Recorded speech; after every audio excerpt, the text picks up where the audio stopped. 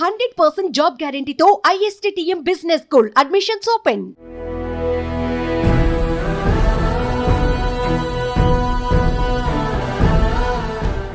తర్వాత మీరు భావోద్వేగాలు గురైన సంఘటన దాకా 2 సంఘటనలు చెప్పారు. మూడో సంఘటన కూడా ఇంకా జనందరికి బాగా గుర్తున్న సంఘటన, మీరు ప్రత్యక్ష రాజకీయాల నుంచి సెంట్రల్ మినిస్టర్ నుంచి వచ్చి ఉపరాష్ట్రపతి అయిన సందర్భంలో మీరు చాలా భావోద్వేగానికి గురయ్యారన్నారు కదా. మీ తల్లి ప్రధాన కారణం ఏంటంటే చాలా మంది కొద్దిగా వేరే విధంగా అనుకున్నారు. ఈయన ఏదో మంత్రి పదవి రాజీనామా మన ఇద్దరికి బాధపడుతున్నట్టు అని. కారణం అది కాదు. ఉపరాష్ట్రపతిగా నా పేరు ప్రతిపాదనకు వచ్చింది పార్లమెంటరీ బోర్డులో. మిత్రులు చెప్పారు నాకు ముందు, నీ పేరు వస్తుంది, బహుశా నువ్వే ఉండాల్సి వస్తుందేమని. నాకు పెద్ద ఇష్టం లేదు, దీని మీద ఆసక్తి లేదు నాకు అని చెప్పాను. చెప్తే రాజ్యసభలో మనకి మెజారిటీ లేదు, రాజ్యసభను దక్షతతో నిర్వహించే వ్యక్తి కావాలా, కాస్త అందరితో చనువుగా ఉండి అందరితో మాట్లాడి కాస్త బిల్లులు పాస్ అయ్యేట్టుగా చూడాలంటే సభను సజావుగా నడిపించి దాన్ని అందరిని తీసుకెళ్లేటి వ్యక్తి ఉండాలి, అందుకని నీ పేరు ఉపరాష్ట్రపతిగా వచ్చిందని. మనసులో ఏముండిందంటే, నాకు కేంద్ర మంత్రిగా ఉంటే రోజు జనంతో కలుస్తూ ఉన్నాం, జనానికితో మాట్లాడుతూ ఉన్నాం, వాళ్ళ విషయాలు తెలుసుకొని ప్రభుత్వంలో చెప్తూ ఉన్నాం. ఇప్పటికప్పుడు నేను ఫీడ్బ్యాక్ ఇస్తుండేవాడిని మోడీ గారికి కూడా అనేక విషయాలపైన. రెండవది, ఇక్కడ ఉపరాష్ట్రపతి రాజ్యాంగబద్ధమైన పని, అందువల్ల ఇక్కడ విషయాలన్నీ మనసుకు వచ్చిన దాన్ని వెంటనే చెప్పడానికి అవకాశం లేదు. ఇక్కడ ప్రభుత్వం ప్రోటోకాల్ సిస్టమ్ ఉంది, దాని ప్రకారమే మాట్లాడాలి.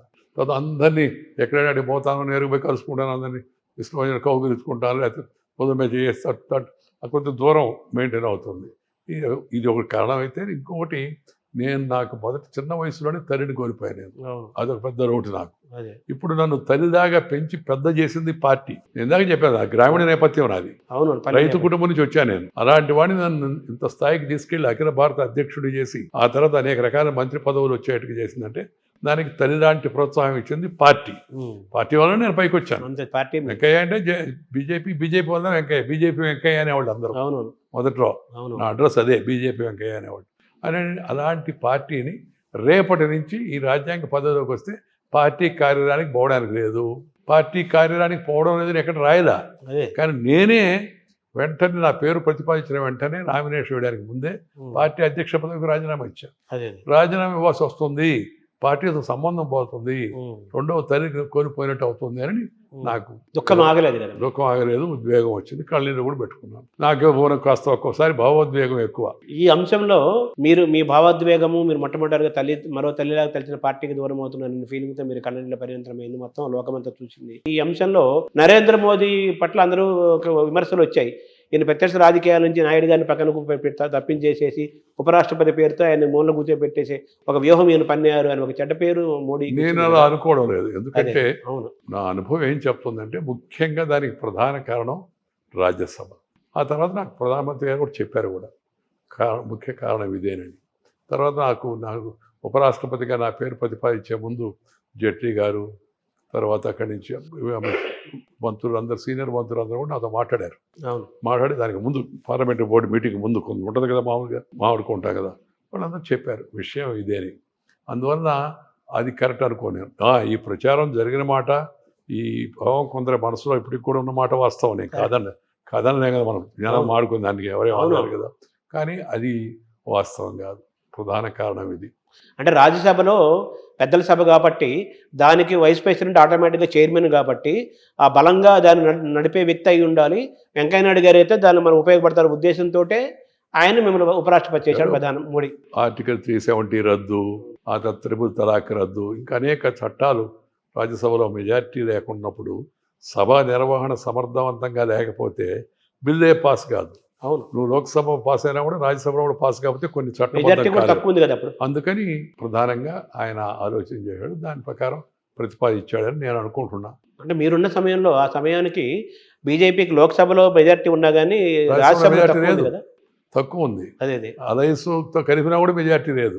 ఎప్పటికప్పుడు మెజారిటీని కూడగట్టాల్సిన పరిస్థితి ఉంది. సార్, తర్వాత మీ ప్రయాణంలో మీరు పార్టీని నమ్ముకొని అనేక సంక్షోభ సమయాలు అంటారు కదా, అంటే క్రైసిస్ సమయాల్లో క్రైసిస్ మేనేజ్మెంట్ కూడా మీరు చాలా చేశారు కదా, అందులో ముఖ్యమైనవి చెప్పాలంటే ఎక్కడికెక్కడ రాష్ట్రాల్లో పార్టీ అన్నప్పుడు కొన్ని అంతర్గత సమస్యలు ఉంటాయి. ఆ రాష్ట్రాల్లో ముఖ్యమంత్రుల ఎంపిక అనేక సందర్భాలు నాకు బాగా గుర్తుంది. ఉత్తరప్రదేశ్ ముఖ్యమంత్రి ఈ మధ్య కాలంలో ఈయన యోగి గారిని ఎంపిక చేసినప్పుడు పోటీ ఉండింది. పోటీ నేను అంతర్గతంగా నిర్వహించి కనుక్కొని మెజార్టీ ఏ పక్షం ఉందని చెప్పి గట్టిగా మోడీ గారు ఆయన యోగి గారు పేరు ప్రతిపాదించాడు. దాంట్లో నేను అప్పుడు యూపీకి నేనే పరిశీలకుడిని. అలాగే గుజరాత్లో సంక్షేమం వచ్చింది. గుజరాత్లో ఆయన సురేష్ భాయ్ మెహతా ముఖ్యమంత్రిగా ఉన్నప్పుడు శంకర్ సింగ్ వఘేలా కేశుభాయ్ మీద తిరుగుబాటు చేశాడు. చేసినప్పుడు 26 రోజుల పాటు నేను అహ్మదాబాద్లో క్యాంప్ వేసి గాంధీనగర్లో ఆడున్న ఎమ్మెల్యేలందరినీ ఎలాగో ఈ 1984 అనుభవం ఉంది కాబట్టి ఎన్టీఆర్ అనుభవం ఉంది కాబట్టి ఎమ్మెల్యేలందరిలో మరేది పోకుండా కృష్ణపాల్ సింగ్ అనే గవర్నరు కేంద్రంతో కుమ్మక్కయి శంకర్ సింగ్ వఘేలా గారు తిరుగుబాటు చేస్తే మెజార్టీ ఉన్నప్పుడు ప్రభుత్వం రద్దు చేశాడు. చేస్తే మళ్ళా తిరిగి అసెంబ్లీ నిర్వహించినప్పుడు మెజార్టీ కూడగట్టేదానికి మధ్యలో ఉన్న సమయంలో ఆ ఎమ్మెల్యేల యొక్క మొరేలు దెబ్బతినకుండా వాళ్ళకి విషయాలన్నీ చెప్తూ ఎప్పటికప్పుడు నిత్య సంబంధాలు పెట్టుకొని ఆ క్రైసిస్లో ఓటింగ్ జరిగింది. బీజేపీ గెలిచింది. మళ్ళా ప్రభుత్వం చేసిన తప్పు అని తేలిపోయింది. అప్పుడు దాంట్లో నన్ను అబ్జర్వర్కి పంపించారు. అప్పుడు ఒక ప్రాక్టికల్ సమస్య ఎదుర్కొన్నాను నేను. ఏంటంటే గుజరాతీ వాళ్ళు మామూలుగా మాట ఎంత తీయంగా ఉంటుందో వాళ్ళు భోజనం కూడా అంత తీయంగా ఉంటుంది. స్వీట్. నేనేమో తెలుగువాడిని, మనకు ఉప్పు కారం కావాలి, కారం లేకుండా తిన్నాము. వాళ్ళు సాంబార్లో కూడా బెల్లం వేస్తారు, చట్నీలో బెల్లం వేస్తారు. పాపం వాళ్ళు ఎంతో ఇబ్బంది పడ్డారు. అప్పుడు నన్ను సంతృప్తిపరచడానికి ఆయన వాళ్ళ శ్రీమతి సురేష్ భాయ్ మెహతా భార్య. కానీ నాకు తృప్తి కలగదా. అప్పుడు తర్వాత ఎవరో చెప్పారు నాకు, హైదరాబాద్ నుంచి కువైట్కి వీళ్ళ విమానం రాత్రిపూట ఉంది, అది వయా అహ్మదాబాద్ పోద్ది అంటే అప్పుడు ఇక్కడి నుంచి ప్రియా పచ్చళ్ళు తెప్పించుకొని కాలక్షేపం. చిన్న విషయం అనుకోండి, అదొక ఇది వచ్చింది. ఆ తర్వాత మధ్యప్రదేశ్లో ఉమాభారతి గారి సంక్షోభం వచ్చింది. అప్పుడు నేనే ఉన్నాను మధ్యప్రదేశ్. అలాగే అనేక రాష్ట్రాల్లో ఎన్నికలకు ఇన్ఛార్జిగా ఎలక్షన్ క్యాంపెయిన్ స్టేట్ ఇన్ఛార్జి ఆ ముఖ్యమంత్రుల యొక్క నాయకుల ఎంపిక సమయంలో వచ్చిన పోటాపోటీలు ఉంటాయి కదా, అందరిని కూర్చోబెట్టి అభిప్రాయం కనుక్కొని బీజేపీ ఎప్పుడు ఢిల్లీ నుంచి ముఖ్యమంత్రిని నిర్ణయించేది కాదు. కాంగ్రెస్ సంస్కృతి. మేము ఏం పద్ధతి పాటించేవాళ్ళం అంటే వెళ్ళి పరిశీలకుడు ఎమ్మెల్యేలందరినీ వ్యక్తిగతంగా కలుసుకునేవాడు. అది కాంగ్రెస్ సంస్కృతికి చెప్పేవాళ్ళు.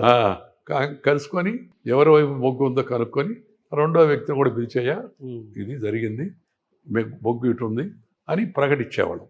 అందువల్ల స్మూత్గా సజావుగా జరిగేది. ఆ ఎవరంటే వాళ్ళు అది చెప్తే అందరికీ ఆ విశ్వాసం కరగదు. ఆఫ్టర్ ఆల్ పోటీ కాడికి వచ్చేసరికి తను చెప్పిందే కరెక్ట్ అనుకుంటే తనకే మెజార్టీ ఉందని ఎవరికి వాళ్ళు అనుకుంటారు కదా, అనుకోకపోతే పోటీ పడరుగా. బట్ నేను కొద్దిగా వయసులోనూ అనుభవంలోనూ పెద్దవాడిని కాబట్టి సమర్థవంతంగా ఈయన ఉన్నదాన్ని ఉన్నట్టు చెప్తున్నాడు అని నమ్మేవాళ్ళు. అందుకని ఎక్కడ తిరుగుబాటు రాదా. అంతర్గతంగా ముఖ్యమంత్రుల వ్యవహారంలో వసుంధర రాజే ఎంపిక, రమణ్ సింగ్ గారి ఎంపిక, శివరాజ్ సింగ్ చౌహాన్ ఎంపిక, ఉమాభారతి గారి ఎంపిక, కర్ణాటకలో యదువీరప్ప ఎన్నిక, మహారాష్ట్రలో అప్పుడు దేవేంద్ర ఫడ్నవీస్ ఎంపిక, ఇలా అనేక రాష్ట్రాల నాయకత్వ విషయం వచ్చినప్పుడు వాటికి పరిశీలకుడిగా ఉన్నా. అంటే ఒక సంక్షోభ సమయాలు కీలకమైన ఘట్టాల్లో మీరు ప్రధానమైన పాత్ర పోషించారు. ముఖ్యంగా అనేక రాష్ట్రాల్లో ముఖ్యమంత్రి నియామకం జరిగిన సమయంలో మీరు ప్రధానమైన భూమిక పోషించి పార్టీలో సమన్వయాన్ని తీసుకొస్తూ అంతర్గత కలహాలు ఏదన్నా కానీ వాళ్ళ నాయకుల మధ్య విభేదాలు ఉన్న వాటిని సెట్ చేసి మీరు ఒక మంచి వాతావరణం కలగజేసి తీసుకొచ్చేవాళ్ళం. తర్వాత ప్రధానమంత్రి విషయంలో వచ్చినప్పుడు కూడా మోడీ గారు రాజధర్మాన్ని పాటించాలన్నప్పుడు కూడా నేను చాకచక్యంగా వ్యవహరించి తేడాలు లేకుండా పార్టీలో మళ్ళా ముందు అందరం కలిసి నరేంద్ర మోడీ గారి నాయకత్వాన్ని కొనసాగించేట చూడడంలో కానీ, ఆ తర్వాత ప్రధానమంత్రి అభ్యర్థి ఎంపిక విషయంలో కానీ కాస్త ఇటు అటు అందరితో మాట్లాడి మళ్ళా అంతిమంగా పార్టీకి ఏమి రావని గమనించి దాని ప్రకారం నడుచుకోవడంలో నా ప్రయత్నాన్ని నేను చేశాను. సుమన్ టీవీలో మీ పర్సనల్ అండ్ బిజినెస్ ప్రమోషన్స్ కోసం కింది నెంబర్కి కాంటాక్ట్ చేయండి.